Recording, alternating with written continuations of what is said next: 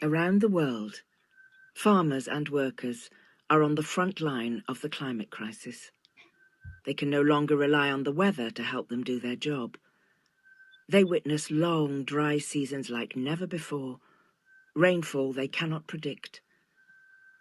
For farmers and workers, the ground is shifting beneath their feet. They've done the least to cause the climate crisis, but they're the most affected by it.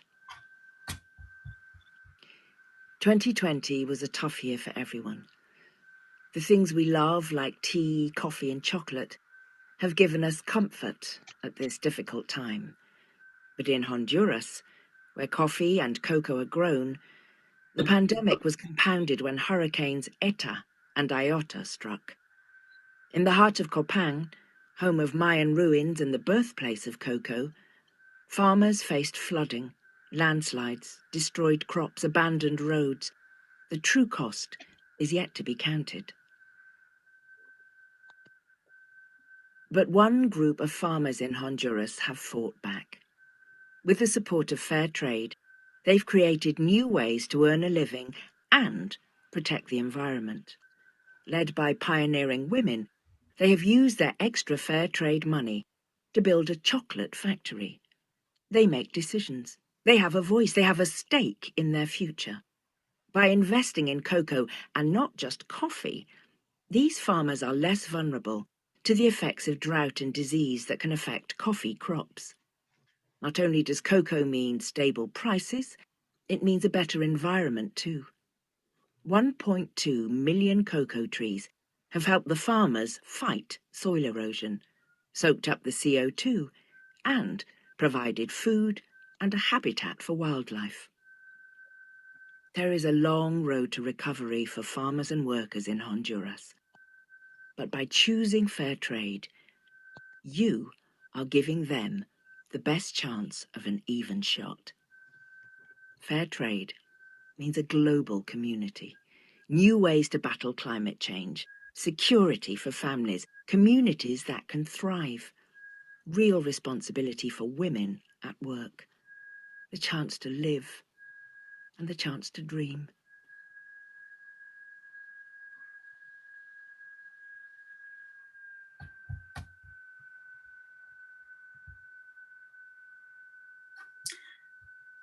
Hello everyone, welcome to this cook-along with Euten Lindsay. Around the world, let me farmers stop and that. workers are on the front line of the climate crisis. They can no longer rely on the weather.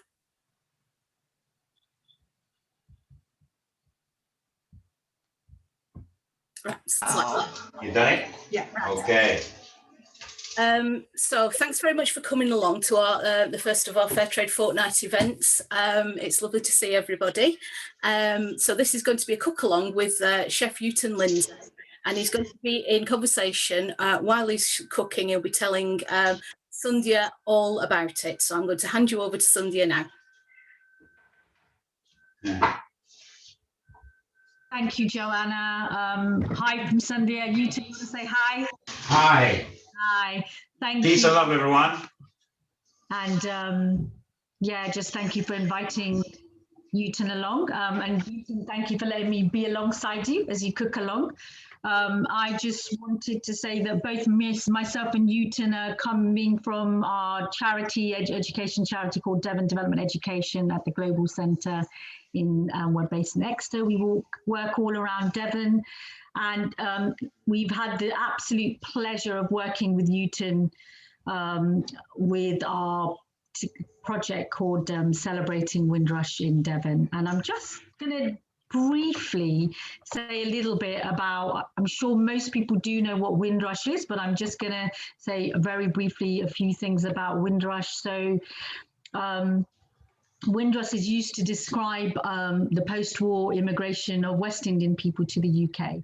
So between the years of 1940, so countries, people came from countries such as Trinidad and Tobago and Barbados. Many of the people who came over to England from the Caribbean during this period came at the invitation. So that's the important bit, isn't it? They came at the invitation of the British government. as British citizens from British-owned colonies to help rebuild war-damaged Britain after World War II. And so they were asked to pay their fares. Euten, do you want to put yourself on mute, hon? Can you just put yourself on mute for a minute? So why is it called Windrush? So one of the first ships to arrive in Britain in June 1948 was called the Empire Windrush, which docked at Tilbury Docks. And the shipping company found that it was going to have 1,000 empty spaces on this voyage, and so advertised in the local Caribbean papers, offering the passage of a single person's fare at £28. So over half the passengers that came on the Empire Windrush were from Jamaica. And the ship itself, one of our project people has been, really exploring the history of the ship, which has really interesting connections to Nazi Germany before that. So that's a whole other conversation. But what was really important is that the 1948 British Nationality Act gave all citizens in British colonies the right to be a British citizen. So many people from the colonies had fought alongside the Allied forces during World War II, and those that came to Britain came to rebuild a broken post-war country, which they saw and felt was their mother country. So they felt that there was a connection to the country already. And then this also was Britain encouraging immigration to it. And there was a need for workers. There was a need for both skilled and unskilled labour during the 1950s to support the British economy to grow and recover. And, people like London Transport recruited. I know we've got a stat of 3,500 Barbadians in 10 years. British Rail, the British Hotels and Restaurant Association recruited in Barbados. The National Health Service went to 16 different British colonies. Recruiting people for skilled and unskilled labour. So many nurses came over, or many people who came then trained to be nurses, and some doctors as well. So that's a kind of brief overview. And of course, what we all do know about is the hostile environment, which led to the resignation of Amber Rudd, quite rightly, and how people have suffered and struggled in that. And it is a story of national shame for this country, absolutely, I think. And we will touch upon that again during this conversation with Euten as he cooks along with us. So, Euten, how are you doing? You ready? Euten? You won't believe this. I do apologise. I have electrical failures at this moment. Okay, don't worry. What's happening?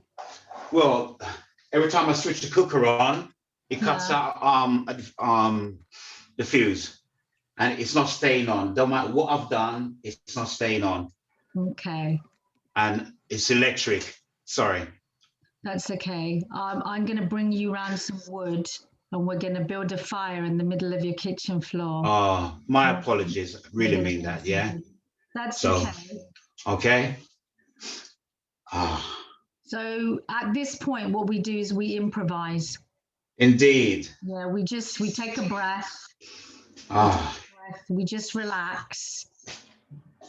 We relax and we just improvise, and what we do is maybe we can talk through some of the recipes. Yeah. And how maybe you could go as far as prepping bits and pieces, talking to us about them. How does that sound? Indeed, wonderful. Let me just try something. 1 minute, please. Okay.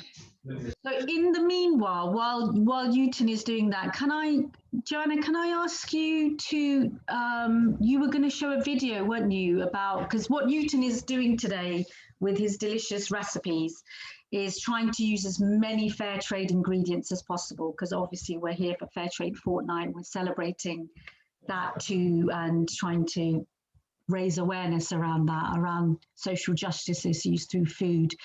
And I think, Joanna, can I hand it back to you? Because you've got quizzes and prizes and all sorts. So can I hand it back to you to... Yes, indeed. Yes. So what I'm going to do, you've just hopefully watched the video, the main video for Fairtrade Fortnight, which is Adjuarando explaining one of the issues around Honduras. I prepared a couple of videos that are linked to some of the ingredients that Euten was going to use, or hopefully is going to use. So there's one about coconut milk and there's one about rice. So the best thing for me to do is play at least one of them now, and we'll see where we get. I'm going to ask you a question at the end of the video, and we've got 3 sets of prizes to give away throughout the evening.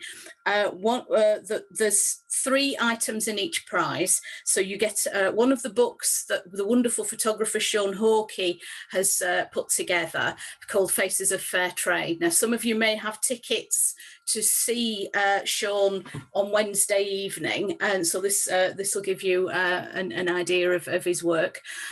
So you'll receive one of those, and a Fairtrade face mask and a Fairtrade t-shirt. So we've got 3 of those to give away. And I'll show you the first video, and then there'll be a question after, and then I'll pick a winner out of whoever gets the question right.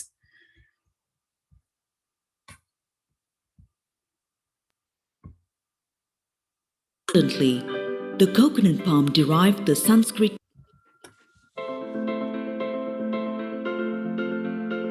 grown abundantly. The coconut palm derived the Sanskrit term Kalparuksha, meaning tree which gives all that is necessary for life. Producer Paradise Private Limited, crafters of good taste. Located in Minuwangoda, manufactures a range of coconut-based products renowned for quality and taste. Our outreach program is registered by the International Fair Trade Organization and connects groups of small farmers into a society called SafeNet. මෙම ආයතනයට මා සම්බන්ධ වෙලා මාගේ පවුලේ ලොකු ආර්ථික දියුණුවක් ඇති වුණා. අපේ ගමේ අනිකුත් අසල්වාසී ගොවි ජනතාව මා සමග එකතු වෙලා එයාගේ පවුල්වල ලොකු ආර්ථික දියුණුවක් ඇති වුණා. Every coconut is being individually picked, and it goes through 21 days of aging process before being manually husked. After careful scrutiny, the nuts are cracked and peeled for extraction of the white kernel, which is then pasteurized, pulverized and steamed before going through the extraction process. මාසායතනයේ සේවකයන් වශයෙන් අපට නිරන්තරයෙන්ම පුරුදු පුහුණු කර තිබෙන්නේ ආහාරයේ තත්ත්වය සහ රසවත්භාවය සුරක්ෂිත කර ගැනීම. The coconut milk is homogenized and quality checked by our experts. And within just minutes, the coconut milk is canned and sealed to keep the rich, nutty flavor alive. This coconut milk plant is a part of Miles Kitchen, founded by my family 3 decades ago. We take pride in giving you a taste of paradise by capturing the pure and fresh taste of Sri Lankan coconut, which is then packed and exported to quality markets around the world. Producer Paradise Private Limited, a subsidiary of Miles Kitchen.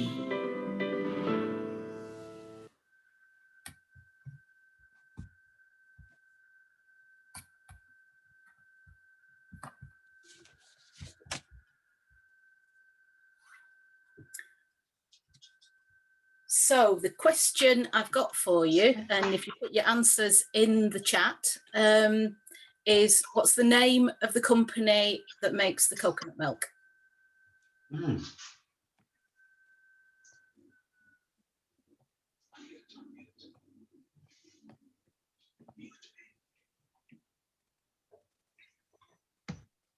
Now that coconut milk, that video was shared by a company called JTS, Just Trading Scotland.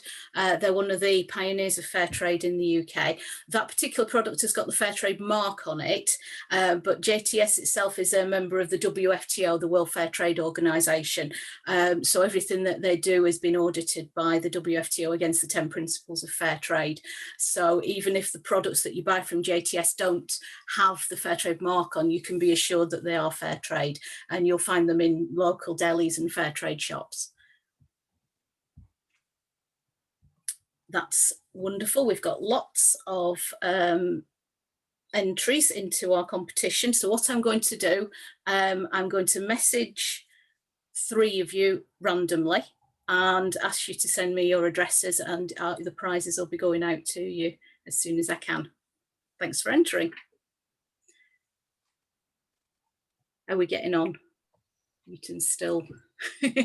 Euten's, yeah. I'm not sure where he is, but it was, yeah, it's really interesting, isn't it? Hearing the coconut thing, it just brought back memories. I was in South India a couple of years ago, and for a friend's wedding, and you know, every house, I didn't know this, but every family always has a few coconut trees in their yard, just so that it's provided for them. And I think that's the same. So I can see Faye nodding, you know, in different places, and they, you know, and it's just magical, isn't it, when you watch them climb up the tree and just like knock down fresh coconuts for you to drink the water. It's just like, it's the best thing, you know, it's the best thing. Really, I was in Sri Lanka October 2019, and it was incredible. We went to visit some suppliers that make toys for Lancacade, and just you went through the yard, and they were all sort of sitting outside in the sunshine working. Okay, well, hi, folks. All the fruit trees. You see now, it seems in this world, we must always be prepared for any eventualities. So with that in mind, now here is a unique rum. It's called Passion Paradise, and I'm going to have a little tipple with my assistant as a medicinal purpose, and I'll tell you what I think it's like to taste. Now, are you sure it's medicinal? Again, I do apologize sincerely for this. Well, it depends on the individual. At this present moment, this is going to calm my nerves and my embarrassment, and I'll say to your good health. Yeah, thank you, Euten, to your good health as well. You know, it's just one of those things. It's just one of those things. It's not a problem. I do understand. Can I just check in with you? Is your cooker working now or not working? Not working at all. It keeps tripping out for some reason. So let's do this. Let's talk about each recipe, and let's maybe do as much prep as you can. How does that sound? And show people as far as you can go before cooking, and then yeah, shall we do? All right. Okay, why not? Okay, but now, before you even do that, I'd like you to just tell us, you know, who you are. Hi, Euten. Who are you? Okay, thank you very much. Thank you. You're welcome. Okay, hi, Chef Euten Lindsay. I think as a chef of a difference in many regards, I was trained at Westminster Catering College in London in 1989, and 4.5 years study whilst I was working mainly in, I would say, very upmarket and Michelin and private members clubs. Such places like the Ivy. I think a lot of foodies will know of the Ivy. Again, a Michelin rated restaurant. Pegs, which is a private members club, which I would say possibly had one of the best membership lists in London. And of course, I then launched my first restaurant in Covent Garden in 1995. And I would say the rest really is history. I've had a blessed career, and here I am in Plymouth. I would say in 2010, I came to Plymouth and for a change. And I would say definitely did discover myself. And it has been 11, well, it will be 11 years. And I can say I made the right decision. I love Plymouth. I love Devon and Cornwall. And I just think, one, I'm by the sea. So beautiful seafoods and fish. And of course, the countryside is just a couple of miles away. So it's so easy.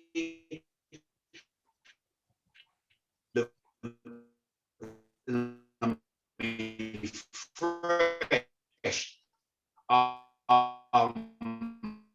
Whether it's on farm, touch base again, a mission statement. I most of my produce I get through fair trade products by going to my local co-op. And that way I know that I'm helping the small businessman and the independent individuals who I would say sometimes we can easily say they've been abused, you get me, by the corporate companies, supermarkets and so forth. So yes, I try to utilize as much local produce as possible and mixing it with exotic fruits and vegetables from the four corners of the world.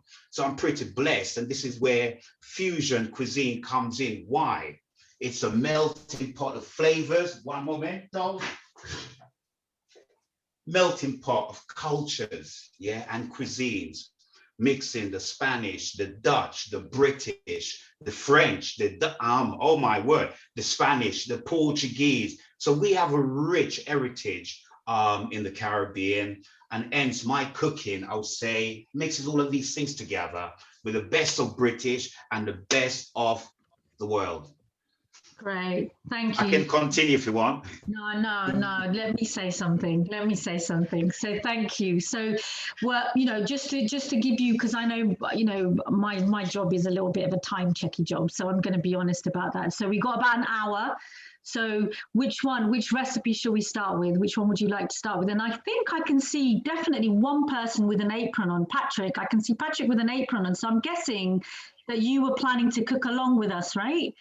And All right. So in which recipe? That case, let's do the rice and peas, yeah? Okay. Rice and gungo peas. Talk to us about the dish. Tell us about it. Tell us what you're doing.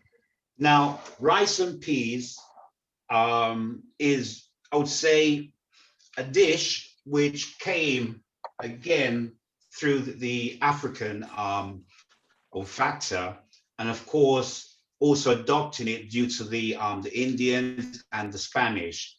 And it is a dish because back in the olden days, you would have meats actually cooked with the rice and peas. So where there's a bit of salt beef, a bit of salt, pig's tail, and so forth. So it would be basically a one dish, everything in one. But what I'll be doing for you today is, I would say, very much an authentic style of rice and gungo peas. And you hear the difference? I use gungo peas rather than red kidney beans. So here we go. And it's a very simple and easy recipe that I will show you. And this, I'm doing a pot of rice, and I would say that would feed possibly 6 to 8 people, yeah? So you could use dried gungo peas, or like I've done, I'm using boiled, comes in a tin. Very simple and very easy, okay? And simply, and I'm using the water as well. In there it goes. Now I will say to you, I'm using a recipe of 2-to-1 ratio to rice, okay? So we've got 2 in there, and I'll be using a whole tin of coconut milk. Now, back in the olden days, I remember my granny and my mother gratoring, well, firstly getting the coconut, husking it, and then gratoring it, adding the water to then make coconut milk. In the modern era, though, it comes ready in a tin, and again, you can see co-op.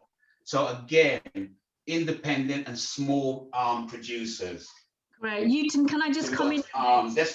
Euten, just so, because I can see someone else cooking. Jan is cooking along with us too. So when you, can we just see the tins slightly close up, just so that people can kind of see which ones you've chosen? So that's a co-op fair trade one, is it? Sorry. Yeah, nice. Thank you. And when you, yes, it is. Yes. When you said 2-to-1 ratio, when you said 2-to-1 ratio, what did you mean? 2 what to 1 what? Okay. For every cup of rice, 2 water. Okay, nice. Okay. Okay. So it ends 2-to-1. Yeah, nice. Okay. So in here already, I've got 2. What I'm doing now is there's 3, And that makes 4. So imagine that is on the stove. I will then get some spring onions. And this is actually scallion, which is more the sort of, has a more robust and stronger flavor than the normal. It looks like it's a bigger spring onion. Is that right? Sorry? It looks like it's a bigger spring onion, a bigger one. Yes, as I say. Can you bring it closer? Can you bring it a bit closer to the, nice, okay. Okay. Yeah. So it is much bigger, and again, it has a stronger flavor as well. So, all right, most people, when they do it, they just twist, yeah? But I think that's pointless. Use it by just chopping it up nice and fine. Then straight in. Then I will add some ginger. Again, ginger paste is simple, or you can use fresh ginger. Here I have fresh chopped ginger. You're looking around a tablespoonful, and likewise the same amount as well of garlic. And this is just a chopped variety.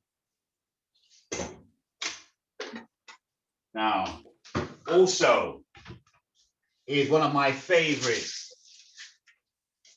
I don't know if you can see that. That is whole pimento. Yeah. This is Jamaican Allspice. Beautiful flavors. And cinnamon, nutmeg, mace, and so forth. I think I need the. Okay, 1 second. A minute.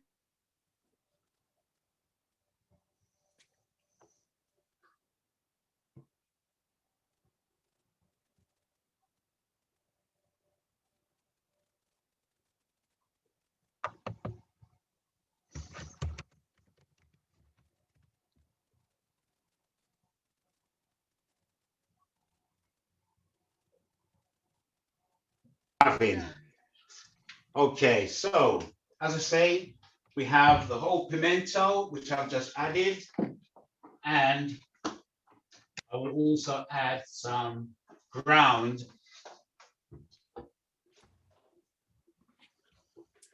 Again, all down to your own.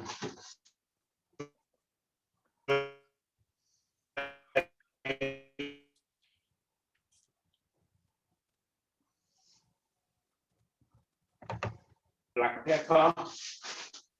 Euten, sorry, can you just, because your internet went, so you added pimento, and then you yes, whole. And then what did you add? I added whole and ground pimento. Yeah, and then what did you add? We lost you then. What did you add? You added something from your cupboard. Oh, this is cracked black pepper. And before that, you added something from your cupboard. Yeah. Yeah. What did you add from your cupboard? Yes, I added. That was a sea salt and ground and whole pimento. Okay, great. Yeah. Yeah, brilliant. Okay. Just to let people know, all the recipes that Euten is cooking are all on our website. So you can go at leisure and cook them, which is probably what I'll do after this, because I'm definitely still hungry. Now. And again, just to add, sorry, some fresh thyme, and also a Scotch bonnet, which is one of the hottest chilies in the world. And just simply just add it into the pot. You then cover that, bring it to the boil. And as I say, because I've added 4 cups of water, I will now need to add 2 cups of rice. And I'm using the long grain basmati, yeah? And again, you can see, sorry, long grain brown rice, again, through the co-op. So we're helping the independent and small producers again. So 2 cups of that. Okay, there's a couple of questions. One question was, if you don't have any pimento, is there something else that you can use that might be similar?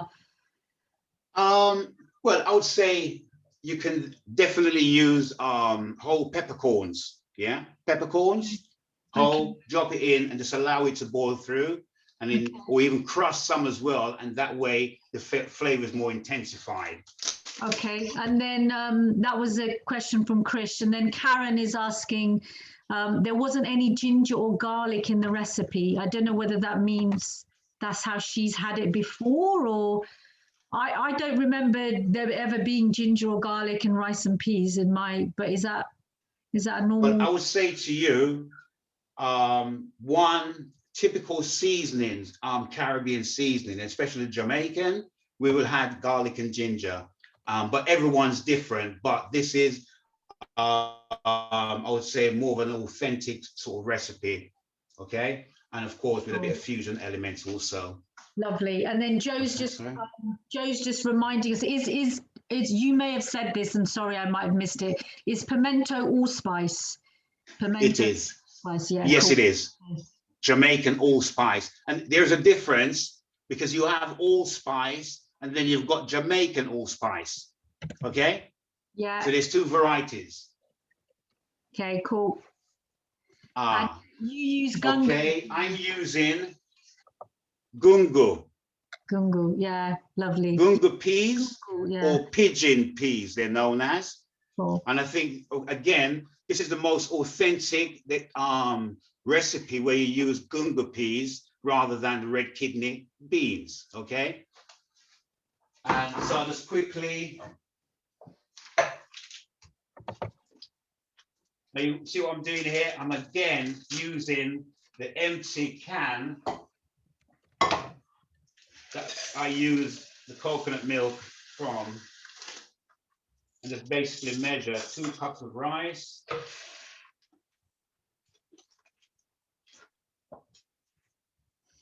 So, and this won't go to waste because hopefully I'll fix the cooker later on, and this is going to be my dinner. Yeah, I'm coming round as well, even though we're not allowed. Oh, okay. And then all you've got to do is just wash under cold running water and just drain. Now, making rice to me is like a really great project in celebrating diversity because everybody has their own way of making rice. It's incredible. There was a question. Very true. There was a question from Joanne Church saying, is there an alternative to gungo peas? Well, you call them gungo peas. So Marva said red kidney beans. I'm kind of guessing you could use any Okay, beans. you know what? I would say to you, there's so many different beans that you can actually use.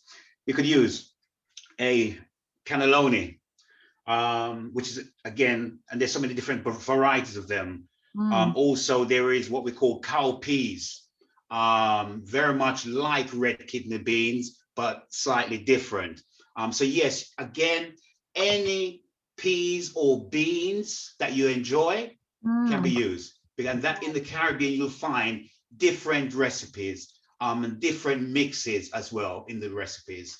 Right. But this one, as I say, this is a Chef Euten recipe because, as you say, not everyone likes ginger, not everyone likes garlic, so you don't have to add. You can always omit that, and if you want to add something else that you prefer, then please go for it. Yeah. What I say to you, with that recipe, you're looking at 2 cups of rice, 3 cups of water, 2 cups of water, 1 cup of coconut milk, and the 2 tins of gungo peas. With that, and then your 2 cups of water, fire is on bubbling. When it comes to the boil, turn it down, put the lid on, and honestly, give it 25 minutes to 30 minutes. You've got a beautiful rice and peas. And that's a quick way, okay? Because I don't like to stand over the cooker and waiting, okay? Okay, so this is a dish that you have grown up with in Jamaica, right? This is a dish that you grew up with Jamaica and here in this country. I think I've lost you again. Yeah, we can hear you now. Sorry, it seems so. Okay, are you back? Yeah, we can hear you. It's fine. I'm actually holding it in my hand now. Okay. Yeah, but yes, it is a dish that I grew up with back in Jamaica. And again, I would say I was inspired by my grandmother, who I knew basically as my mother, that even when I came to England in 1973 to join my mother, somehow I had difficulty because I was calling my grandmother, and it was difficult for me to get out of it because my mom had been in this in the UK, was it 4 years prior. So yes, wonderful memories for me. It's a beautiful dish, and as I say, it suits vegans and vegetarians, and for so many other sort of diet, I would say special diets. It's a beautiful dish. As I say, it has, okay, the coconut milk makes it pretty amazing.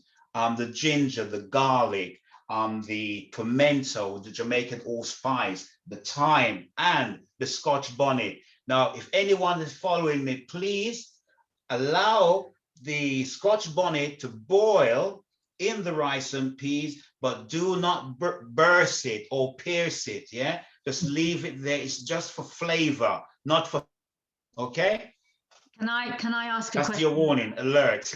Very dangerous pepper that is. So what I would like to say then is next, I will do, this is a pity, I can't really, well, I can, never say never. So now, the flambe, pineapple. Euten. Yeah. Euten, just one quick question around that. Is there any technique where you can stop that chili from bursting open? Well, I'll say then, yes, there is. There are gadgets that you can actually, they're like little capsules that you can put it in and then screw it tight so that everything remains within, but they're little holes so that the actual flavor is incorporated. And I guess for our guests tonight, if they're really not okay with chili, it might just be not a good idea not to put it in. Leave it out. Leave it out. Again, this is optional. Optional. Yeah. Okay. Great. All right. What's our next dish? So that's bubbling, cooking away. What's our next dish? I thought I'd do the flambe pineapple and banana in rum. Okay. Yes. So you've got to be very imaginative here. And these are the rums I tend to use in my cooking. That is a Kingston 62, which is also known as the Appleton Estate. And also, well, Appleton, which is a white rum. And then we have the Appleton Estate Signature, which is a very beautiful dark rum. And that's also what is used in the rum punches. So if I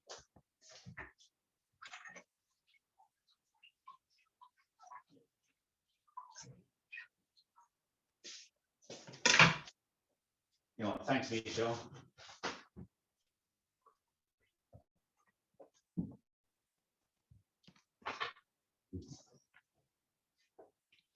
And let's see.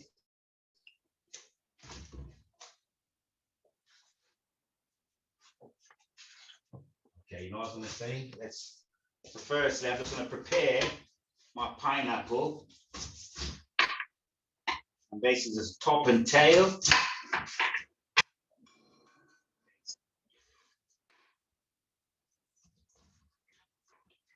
You can see it's really nice and ripe, and it's perfect for this dish. Has become one of my signature dishes. And Euten, were you able to find a fair trade pineapple? No, but again, Co-op. I went through the Co-op and bought their brand, which most of the time is associated to very independent and small businesses. So I think that would be.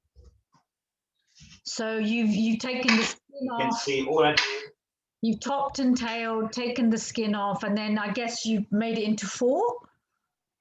Or have you kept it whole, or what have you done? Well, all that, okay, it can be more. It's all depending again on you, what you'd like. But usually pineapple and banana, I'll give 2 pieces of the pineapple and just half of the banana. That otherwise it's more than enough for your belly will be filled, yeah? So it's as simple as that, okay?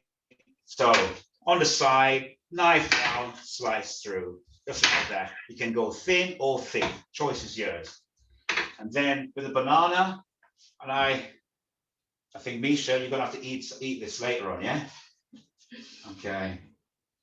And as simple as that, off, cut it at the slant, and that's the reason we do that, just for it is again to look good on the plate.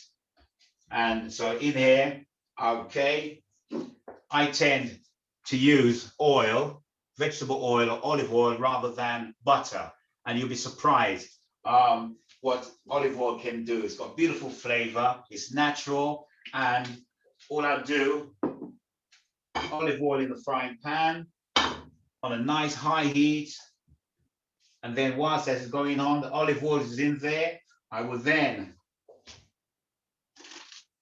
and you can see now, again, this is the Co-op Fairtrade Demerara sugar. Again, always, and then I know sometimes it's a bit of a nightmare to say, oh, what should I buy? But honestly, Fairtrade is always better. And I think this is the way that we can help the small people or the independent individuals. And I would say to you as well, even a better product, yeah? And look at this, really, you can actually smell the Demerara in this. And if you love your rum, all right, okay, I think I was aiming at myself. So basically, all I do is, again, it's down to you on your taste bud, but it's as simple as that. All the oil's in, the sugar is in, nice eye temperature, and that will melt. And then you will then create more of a caramel. And then banana goes in, high heat again, or moderate, really a nice moderate heat, and simple as that. And then what will happen is the sugar, which is now burning, but with intensified flavors, yeah? As I say, it reaches a stage of a caramel, and it then coats the banana and the pineapple, and just adds the intensity of the sugar cane. And then whilst that is happening, of course, I'll be there making sure it's not burning, and then I will add some rum, a shot of each. Again, it's optional. And there's some lime juice or lemon juice. And if you'd like, even again, a bit of citrus, so I'd say some orange, to squeeze that in with the rum. When that's bubbling away, all you do is light flambe. And again, it's one of my favorite dishes, really amazing flavors, and I would say amazing. So Euten, can I ask you a question around that? So 2 questions. One, because I really like puddings, is how long would that take roughly, like from start to end? How long are you taking to flambe and everything? The flambe? Yeah. Usually the flambe 2 to 3 minutes. Yeah. Okay, and then okay. What would you serve it with something like as a pudding? What would you put along? You know, like often cream and cake and custard and you know, what would you put with it? You know what? For me, it'd be a nice bowl of rum and raisin ice cream, or a lot of people probably, because of the sweetness is there, just a simple vanilla ice cream with that. And if you really, and I would say, it is a dish that really it's about the sugar and the sweetness and then the texture of the pineapple and the banana. Great. Yes, I did have the pineapple. Yes. And do you flip it? Do you cook the pineapple and the banana on one side and then flip it on the other? When you're flambeing? I would flip. No, I won't flip. I'll just turn it over with a palette knife. Yeah, much easier. And as I say, you get to this beautiful caramel consistency and color, and then with the citrus and the rum, again, it's a fusion of all these different elements comes together to then create this amazing sweet caramel, citrusy, rummy sauce. Okay.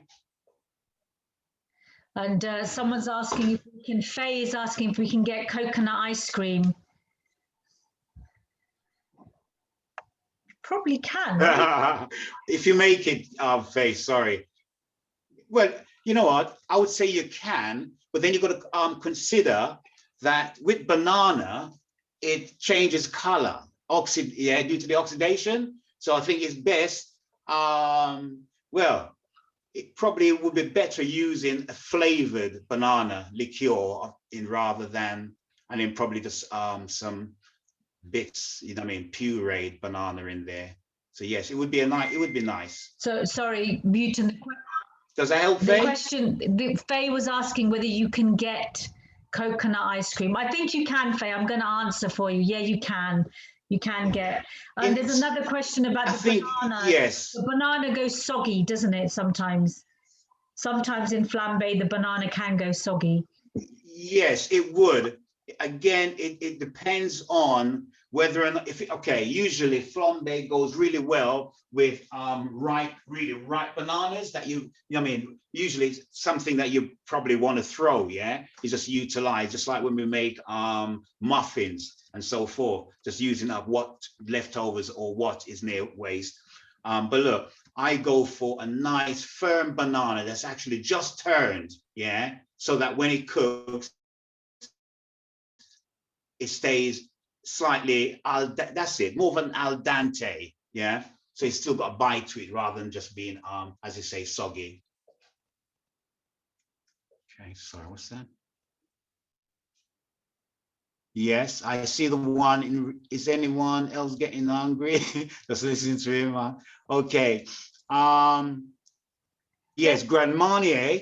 Grand Marnier is amazing liqueur, which again, it works wonders. So yes, you could utilize the sorry, what did I just say? The Grand Marnier instead of the rum.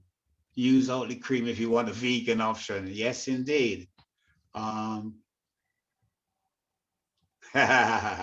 like that, Chris. Yes.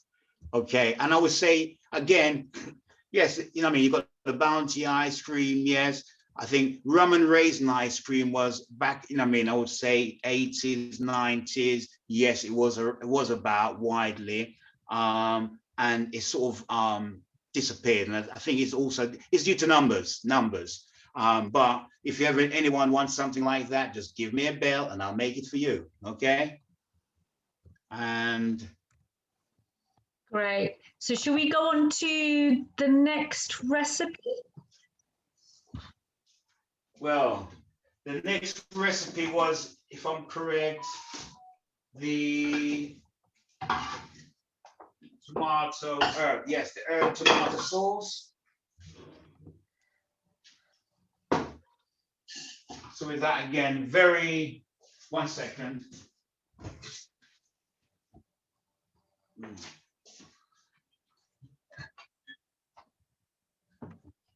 All right, let's see then. Herb tomato sauce, I'll just clear this down.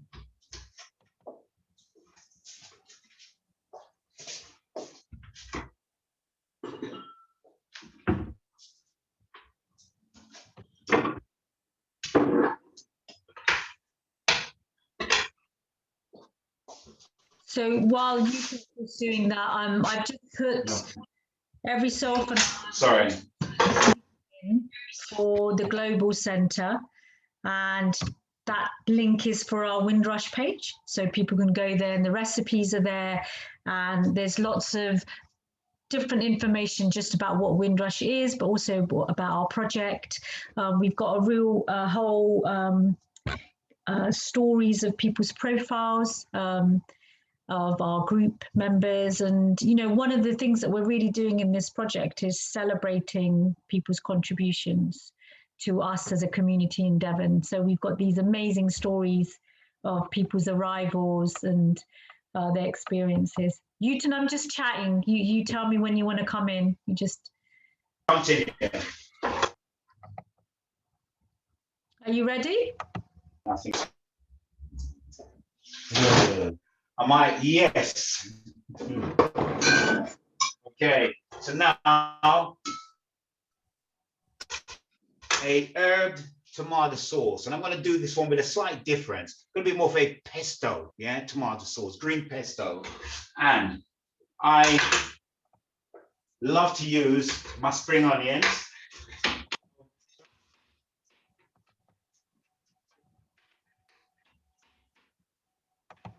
Chop, and as you can see, roughly, yeah. I like things sometimes a bit rustic. Don't always like the idea that yes, it has to be yes, this major top style. It's nice. Sometimes I think it's nice and simple. Oops, sorry, I won't have trouble with that one. So this is a tomato and herb sauce. So yeah. So it's okay, tomato and I would say tomato and a pesto sauce, and the simple red onions chopped. Spring onions also chopped, or scallions. And with that, I would have that on the heat. Again, there's a small amount of olive oil just to get things going. Then I would have some garlic. Oh, you're like me, you use a jar. I do that all the time. I'm so lazy, I can't be bothered to peel garlic anymore. Definitely. Yes, simplify, and it lasts as well, so it's always good. Yeah. I say to my son, who's got time to peel garlic? I mean, there's more important things to do. Yeah. So you're frying the onion. Okay, so imagine you're frying the onion, garlic, and scallions in olive oil. Indeed, and some ginger as well, yeah? Ginger, so that goes on the heat. Yeah. And just get that. Basically, what you want to do is become, when it's, say, translucent, the onions become translucent, a bit limp, and you know that the heat is breaking down the fibers and releasing all the various different goodness within them. So there it is, bubbling away. And what do I do? Again, I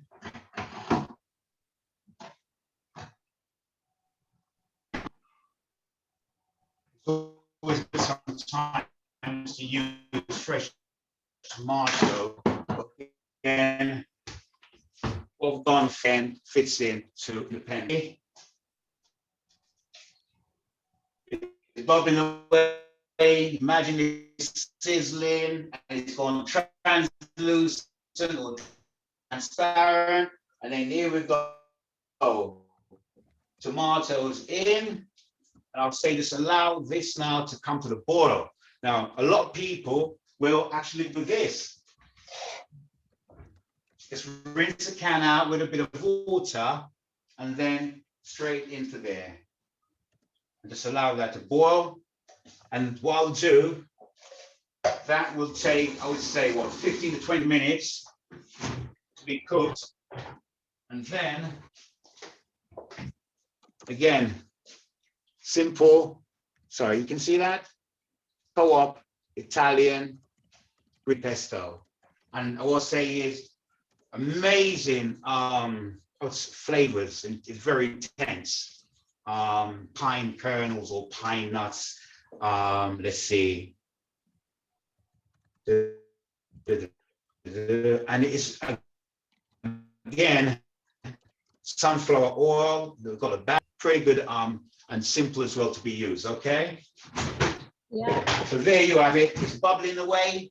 Now, I said I want it to be a rustic sauce, so I'll just allow that to cook, and that'll be it. I won't blend it or anything, because I like, sometimes it's nice with a sauce where you've got a bit of something to chew on, rather than it just being just, I mean, sort of sloppy. So yes, simple, and it's all you do is add your herbs. Again, as I say, it's a basil pesto, so it's already got the basil in, but you can also add some thyme to it, some chives, and even chili, because that's another thing I would do, is add some Scotch bonnet to that, just finely diced, or just a dash of the actual hot pepper sauce. And that is simple and easy. And I'll say to you this again, you can, look, I know back in the kitchens, when we cook a tomato sauce, it'd be on the stove for 4 or 5 hours, yeah? Just being cooked, and, you know what I mean, over and over. Why? To intensify the flavors,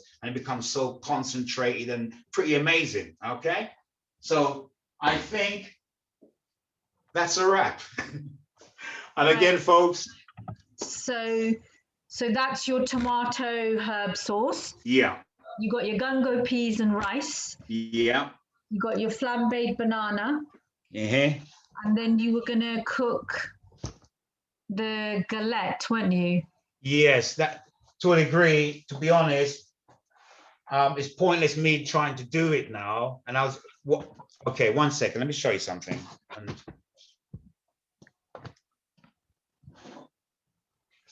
Okay. All right. Let me show you. Tell me what you're gonna do. Are you gonna run through how maybe we get as far as putting it in the oven, maybe? I am indeed. So I'm gonna, basically, I'm gonna run you through. Okay, 1 second, Michelle. Sorry, just put it back here for a minute. And Euten, just while you do that, I'm just gonna check in with Joanne. Joanne, I know you wanted to do another kind of quizzy thing. Is this a good time to do that? Shall we? Well, no, I've already allocated based on the last one, so the prizes have all been allocated. We can show the rice video, but we can do that at the end. Okay, brilliant, lovely, thank you. I just wanted to check in with you. The sad thing about me hosting, I can't get a prize.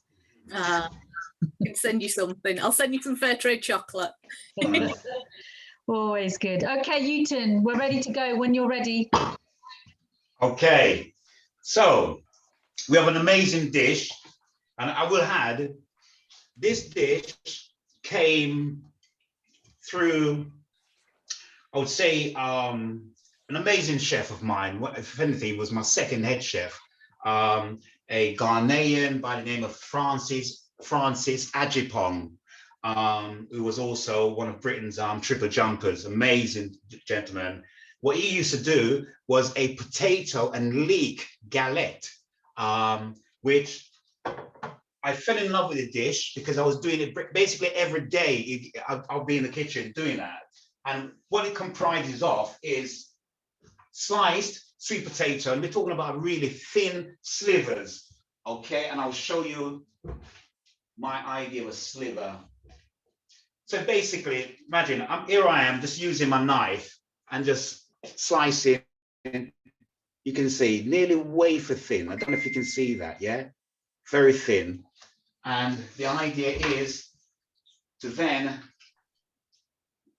we'll do with lightly oil, or if you wanted to use butter, you could just lightly oil the container, and then basically just throw in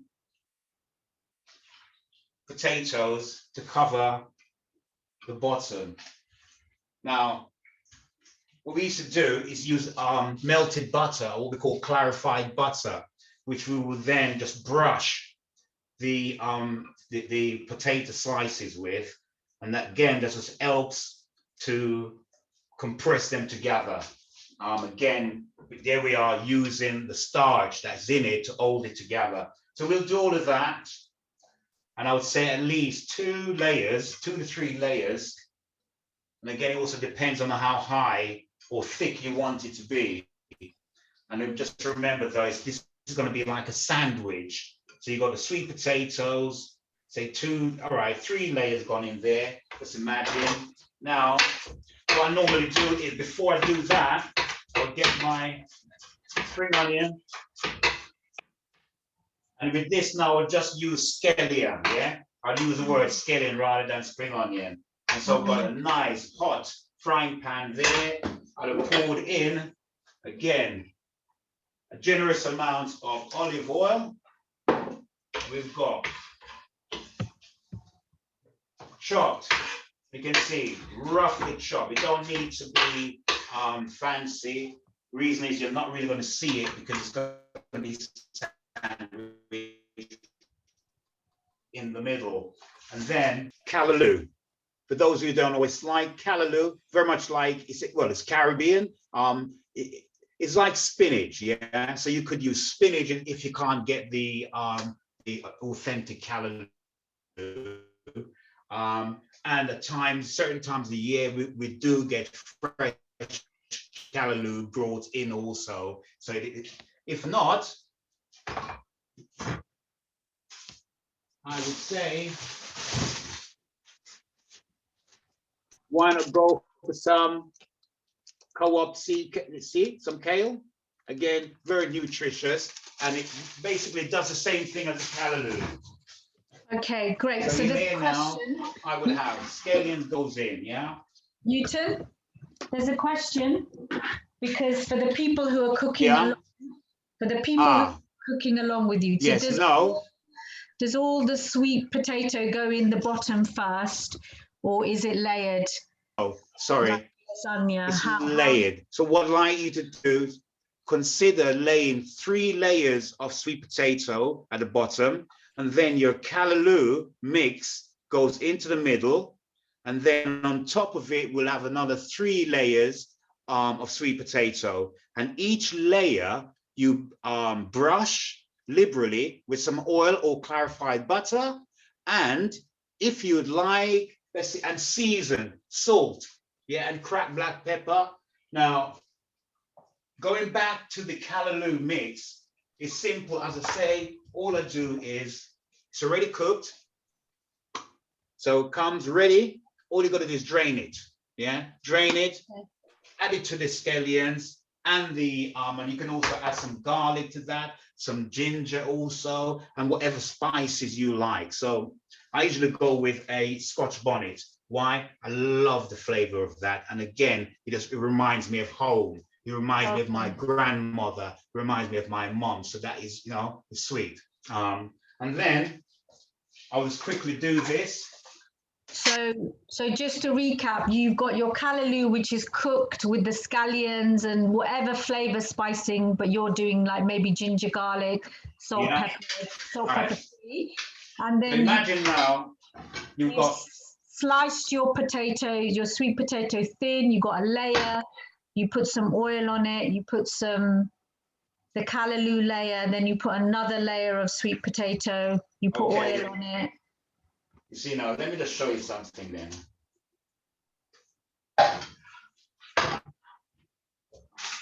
This is like usually this is cooked, but you don't have to cook it because when it goes in the oven it cooks, but it's a longer process that way. So this way now, to show you quickly, is I'm going to actually layer this up so that you can see. And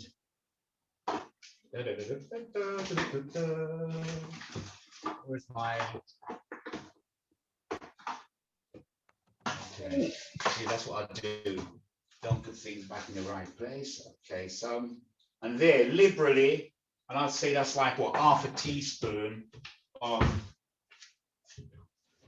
and then all you do, stir that in. Now, for those who like chili, they could also add some fresh chili to this. And let me,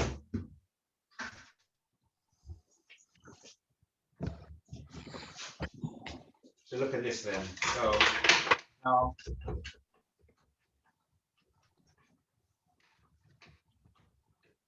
I will say this to you, that is a lot of chili, yeah, and it's very hot. And I say, if you're going to use chili, especially in the Scotch bonnet, preferably put on a glove, yeah, food safety glove. And here we go. That goes in. And I'll just slide them off there. And in here, let's mix that together. And of course, you then taste. Yeah. But seeing it's like this, I won't do it now. And then, so here we go, folks. Look at this. So you basically, you can see nice mixtures of the Callaloo and the scallion and the chili. So imagine if you wanted, you could add some chopped tomato to it as well. And basically, as I say, if you wanted to use spinach, no problem at all. What I'll find though, if you use spinach, it's watery, yeah? That's one of the reasons. So you then end up with a lot of liquid. So you need a lot of spinach to do that. So imagine, here we go. I'll just pour that in. And again, what you're trying to do is, it's more like a sandwich, yeah? You can imagine, I'll just spray that in there. So you can have, you got the sweet potato in the bottom, the callaloo in the middle, and then another layer of sweet potato on top, yeah? Well, all right. And, imagine now. So here we have 3 layers of sweet potato.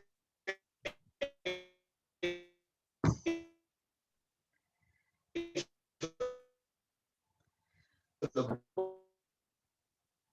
bottom, the sort do is the first layer, you don't need to worry about it, yeah? But what you do is you find the really small bits and use them up first, yeah? The horrible ones.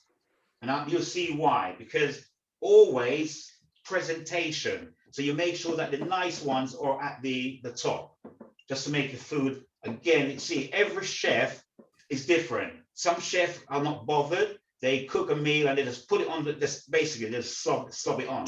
So it doesn't look appetizing. The idea is we eat with our eyes first, that is.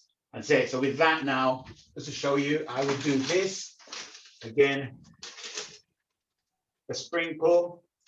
So on each one of these layers, you sprinkle a bit of that, bit of sea salt, and then liberally brush it.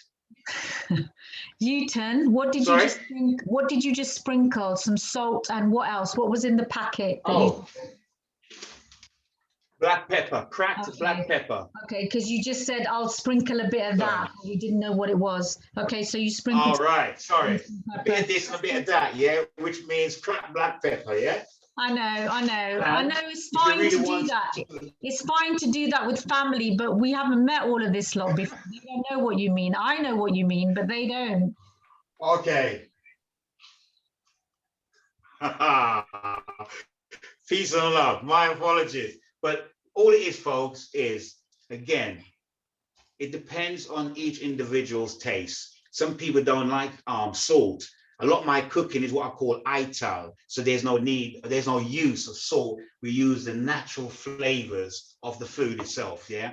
And, but as I say, just liberally season with your favorite spices and your herbs. And that was ground pimento or Jamaican allspice I just added there. And so another layer. And of course, usually the sweet potato is drained. And it's, as I say, it would then most probably in a container, and it would drizzle the clarified butter or the olive oil, so it's nicely coated, so that again it will help to keep this together. And then when you put on the last layer, basically what you do is you push it down, and then you can see whether or not you've got the right amount. If not, then possibly put more potato on top. And so it'd be like that. If you are unsure of yourself, then all you do is grease-proof paper, oiled grease-proof paper, and foil, and then cover it. All right. So there's a question from Patrick. Is all the potato slices fried, cooked, or only the first bit? No, none of the sweet potato is cooked. It's all raw. So I think Patrick, the answer is that when it all goes in the oven, because it's all going to go in the oven, all the sweet potato will get cooked in the oven. So yes. The Callaloo. Sorry, Patrick. No, it's fine. It's fine. It's cool. I know enough to answer the question. So the thin slices of sweet potato would just cook nicely, wouldn't they? And actually, indeed. Sweet potato cooks quite quickly, doesn't it, in the oven? Cooks quite quickly. Yes, but I would say this to you. If you're using the usual sweet potato, which is the Israeli version, okay, it's very watery. So yes, it cooks very easily. Right. The Jamaican or the African sweet potato is more dense, more fibrous, so it takes a wee bit longer. But if it's sliced, if they're all evenly sliced, they'll all cook at the same time. So this is one of the aspects of being a chef, is that we learn how to do things the easiest and the best ways. And that's it. So look, this how long grease-proof foil, I would say approximately 35 to 45 minutes. This will be cooked. Yeah. Okay. And would you in a very hot oven? And would you take the foil off? Do they brown on top or anything like that? Would you take the foil off? Or? No, but what I would say is after, say, 35 minutes or 25 minutes, you look at it and it's easy. When you take the lid off, just, you can, a knife, push a knife into it, and if it gives, right through to the bottom, it then means that it's actually cooked through, that the potato slices are cooked, So you can try it in different locations, and then take if it's cooked, all you do, take the foil and the grease-proof off, and if you really want to impress your friends, sprinkle some, let's see, cheese. Could have some cheese with breadcrumbs, that you just liberally, Parmesan and some really nice sort of cheddar or Gruyere, sprinkle on with the breadcrumbs, and again with some chopped herbs, thyme, parsley, liberally on top, into your oven for another 10-15 minutes, or just under a grill. If you put it on the grill, then what we call it gratinates again. And then you end up with a nice firm, golden crust, And then the sauce is then just seasoned with salt and black pepper and taste. And then we'll cut this out. Usually we'll cut it out so it sits in the middle of the plate, and then a nice, I would say, nice wedge, because this will easily feed 4 people. This portion, this one, Great. Okay. Beautiful. That's really nice portions as well. Just to that's amazing, Euten. So just to say that again, so you'd have your sauce on the plate, the tomato herb sauce, you'd have a piece of this galette, and then the rice and peas next to that as well. And that's how you might serve this dish. Yes, indeed. Or can I come to our lovely guests this evening, because a few of them have been cooking alongside, and I think they want to show off. Actually, they want so I'm going to ask Joe. 200. Joe, you've been cooking alongside. Sorry, have I got this right, Euten? Can we show those? Try not to tip it on the laptop. Oh. I'm just going to spot Joe for everyone. So I've got me spinach. Yes. Oh wow, that's spinach great. and tomatoes under there. Great. Well done. Yes. Nice. Well done. And you see like that now? Perfect. Anyone else? Anyone else want to show off? What temperature for the oven though? You know what, Joe? I will go at this electric. Go at least 200, And gas. 200. That's 6 on gas. Oh, 6, yes. Really, what you need is a very high, moderate temperature to begin with. So that because it's covered with the grease-proof and the foil. Oh, I've got the foil on. Well, you don't have to. You don't have to, but usually grease-proof and the foil, and the reason for that is, remember, it's in a restaurant, so we're cooking it so that it will last, So you just leave it so that it's not golden, it's not crispy, it's just moist.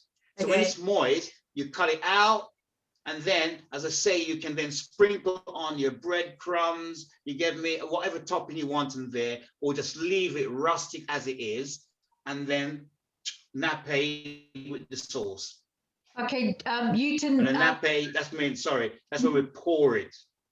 Okay, Jan's been cooking, and she did lift her dish. So Jan, I'm wondering if I'm going to spotlight you, which means everybody can see you. So I'm wondering if you could show us your dish. Can you hold it up a little bit more? Just a little bit. Oh, a little bit more. Yay, lovely. Look at that slicing. Oh my God. Well done. Well done. So that's her. Well done. And this is what I'm saying. That's beautiful. And if you really wanted to be really adventurous, then imagine if you had two layers of callaloo in there. And this is where then we in the restaurant or chef trade, we will do that just to blow you away. So when it comes to you, you'll think, whoa, doesn't that look amazing? And yes, that's the idea, is that wow factor we're trying to give people. Okay. Right. And I'm just going to ask one more because I don't know anyone. Patrick, you were cooking. Did you get as far as, what did you make? Can I spotlight you? Great. So what did Patrick make? Oh, rice and... Oi, go on. Nice. Okay. Okay, so what I do know is that Patrick lives nearer to me than you do, so I might actually go around his house. And you know what? Ask Patrick that make sure that that should have had a lid on. So in the keep the lid on, so in the steam. Okay. Great.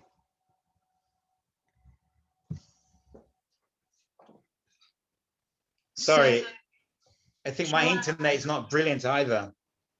Don't worry, don't worry. Joanne, how long shall I chat to Euten for now? You tell me. And well, I think we probably need to be finishing up by 6 o'clock because some of us might be wanting to go to the Lucy Seagull event at 7.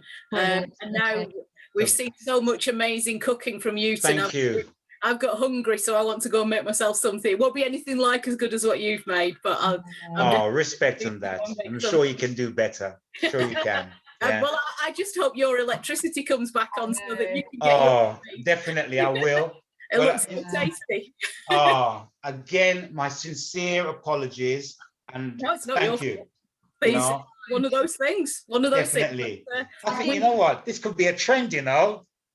Yeah. It certainly seems like it. If anybody came to the Hadil event at lunch, it certainly seems it.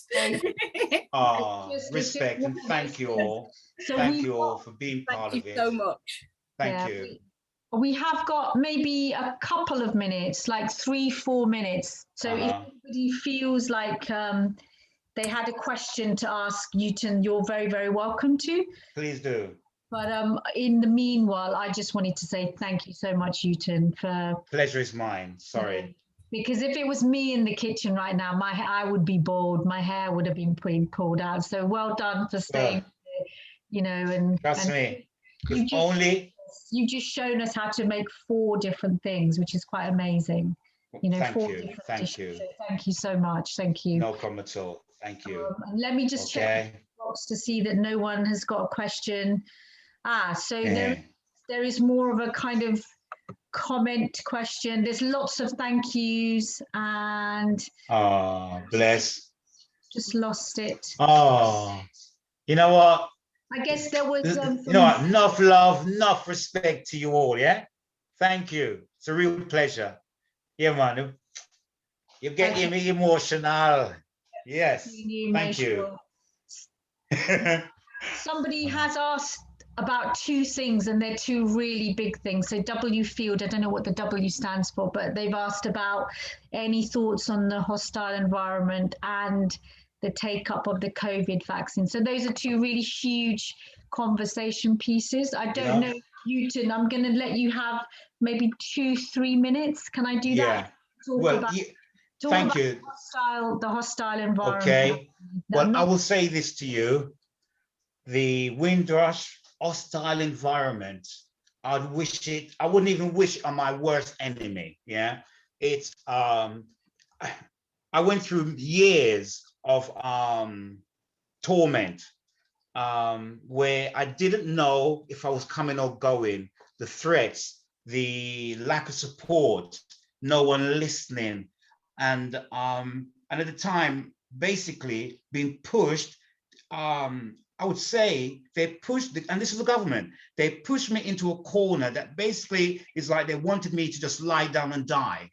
And I decided, no, I'm going to stand up and fight for not just my rights, but for the rights of everyone, yeah, involved in this horrible environment. And in 2018, yes, they rang me, this is the old Murphys, invited me to London, where after an interview, they then decided, oh yes, you do qualify, yes. And I was then given my right of abode, or the right to stay. Now, a preliminary, compensation is being sent to me for 10,000, and then hopefully by the 21st, I think it's around the 21st of March of this year, then I'll be given, whether there's more or not, I don't know. So again, the old scenario is unjust. And as I say, I'm so happy that, and again, I think this ties in as well, because look at what has happened. We had Brexit, and then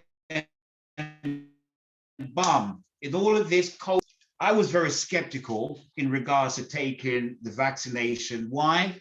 Because again, there's been this legacy of not trusting the government, not trusting, sadly, a Caucasian government, because it just felt that my rights has been eroded, my human rights has been eroded. And I would say, if you're not even allowed to travel, yeah, that hurts. But here we are, COVID-19, and I can only say, be wise, yeah? You know what? I think it is coming to this point where, yes, we all will need to have confidence in our government and take the vaccine. My mother, she had COVID-19, she recovered. She's had her first vaccine. And for that reason, my view is this: if my mom cannot take it, then it would be stupid of me not to do it. So I think that right now, yes, I know trust in the government is hard, but come on, I think it is time that we all join together and do the right thing. So yes, I'm just waiting now for my appointment, so then I will go and take mine as well. So I think it's, with everything that's happening, we still live in one of the best countries in the world, and it's for us to, I think it's down to us as a community, yeah, to work together, build our local communities, and then we can, of course, build on the national arena. So yes, I just give thanks that, yes, I've been given this opportunity and I can do something for my community. Peace and love.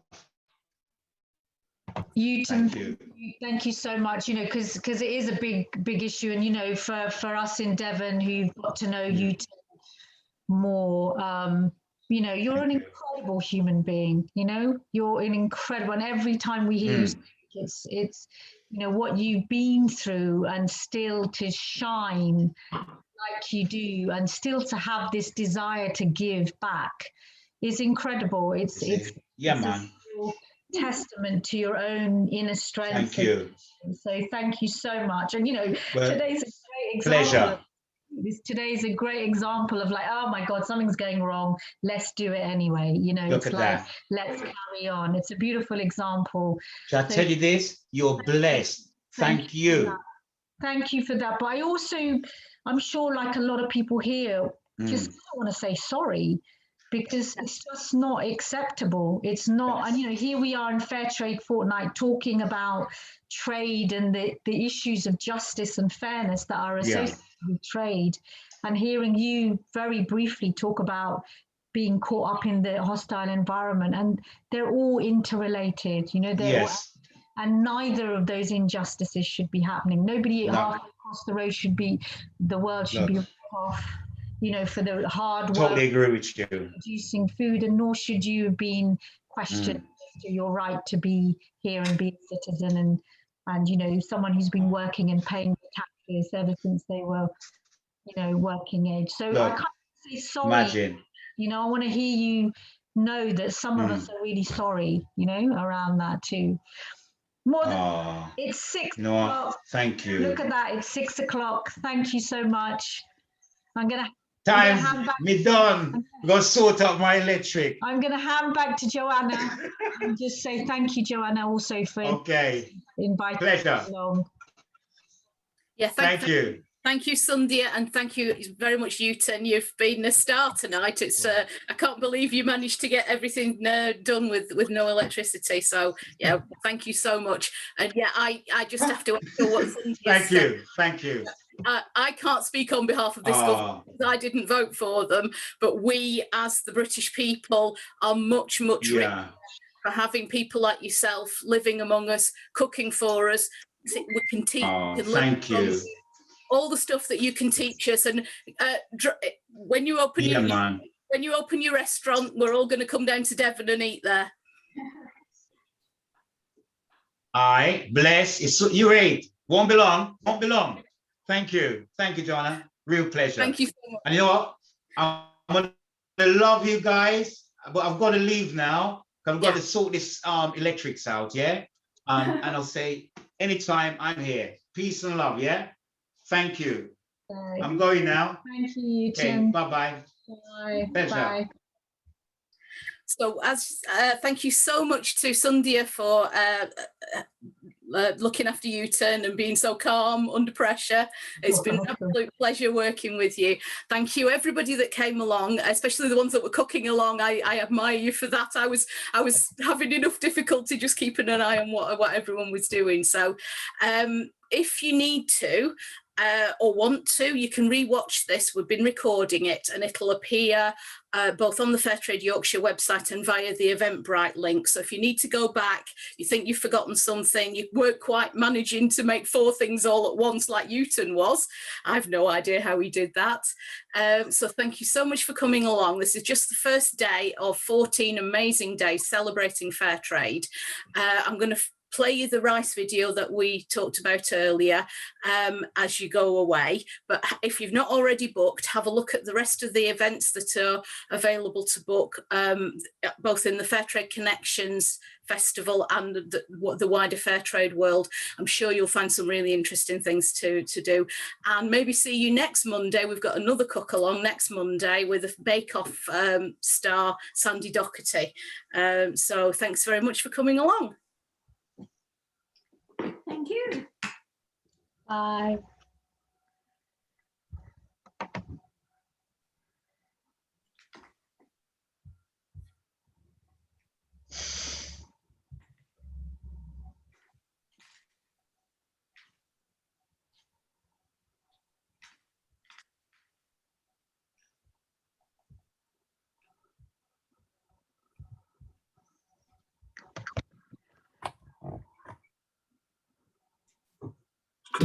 The 90 kilogram rice challenge is a simple concept with a big impact.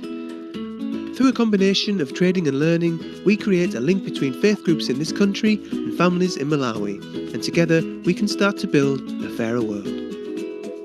90 kilos is the amount of rice a farmer in Malawi has to sell to enable one child to go to secondary school for a year. JTS is a fair trade organisation that buys rice directly from farmers' associations in Malawi and sells it to churches, schools and other groups in the UK who take part in the 90 kilogram rice challenge. Participating faith groups receive a challenge pack that includes fair trade information, recipe ideas, as well as suggestions for sermons and prayers, together with 90 1-kilo bags of very tasty Kilombero rice. Congregations in the UK learn about life in Malawi, and families in Malawi experience the practical benefits of fair trade. Faith in action. To take part in the 90 kilogram rice challenge, you can either phone 0141 255 0901 or email nicola@jts.co.uk or order online at jts.co.uk/90kg Rice Challenge.